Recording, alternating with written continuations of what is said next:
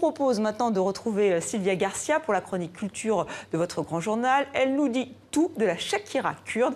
Voici le dernier clip d'Eli Louv.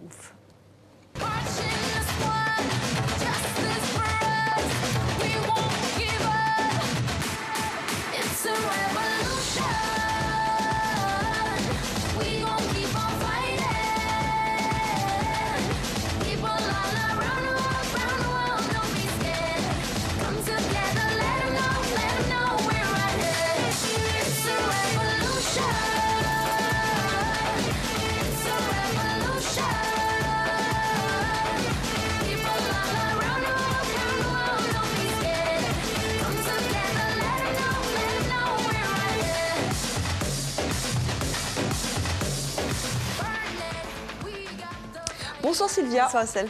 C'est un peu déroutant, donc Eli Louv est en quelque sorte l'anti-propagande au groupe État islamique. Alors c'est de la propagande aussi, hein, mais disons pour la bonne cause.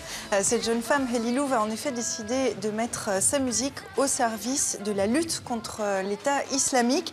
Née en Iran d'une mère peshmerga, c'est combattante kurde, la jeune Helen Abdullah fuit la guerre du Golfe, se réfugie en Finlande et puis elle part à Los Angeles à la conquête du rêve américain.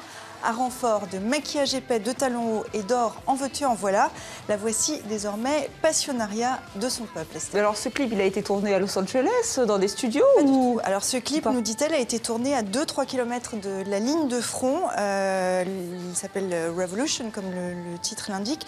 Il montre des civils pris au piège entre les peshmergas et les combattants islamistes. Une vidéo visionnée plus de 2 millions de fois depuis sa mise en ligne fin mai. Une vidéo, vous le voyez aussi, de très bonne facture. Mais Eli Louv se montre assez discrète, voire même très discrète, sur le financement de sa lutte à coups de notes, peut-être bien le Parti démocratique du Kurdistan en Irak. D'ailleurs, depuis son précédent et premier tube, qui s'appelait, j'ai oublié son nom, mais dans lequel elle prônait l'indépendance du Kurdistan, la starlette est, dit-elle, régulièrement menacée de mort. Il n'est pas sûr qu'elle soit sur la playlist de Erdogan.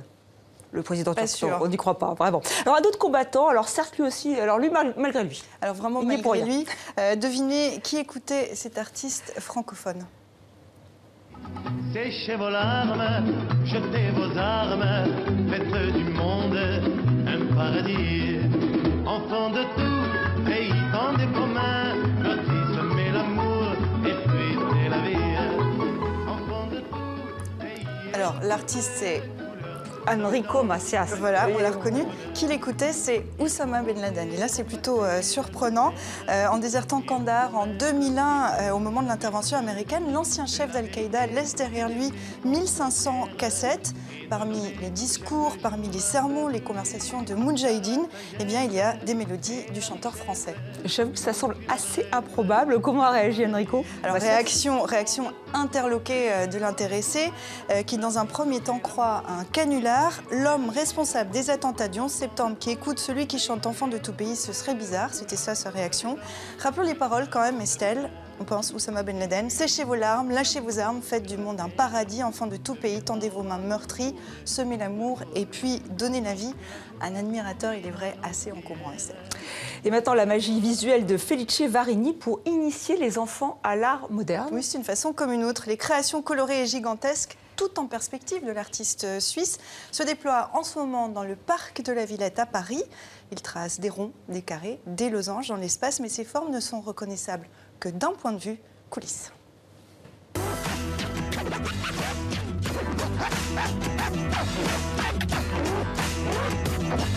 Je peux aussi continuer à descocher là.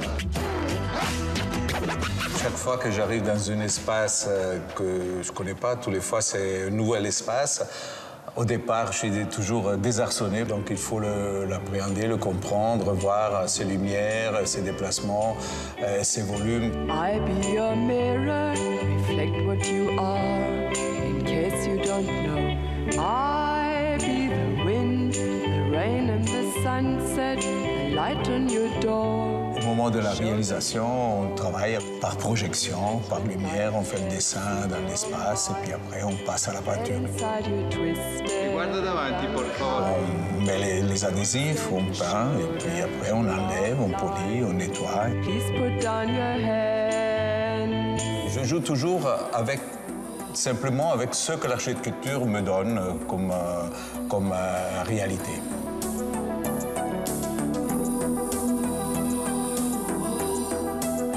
Le point de vue, à l'occurrence, il est derrière vous, d'un angle, mais là où je suis, ce que je vois, jamais je pourrais l'imaginer avant d'avoir construit ma pièce dans l'espace. Et puis si je me mets à votre place, forcément vous voyez autre chose et ainsi de suite.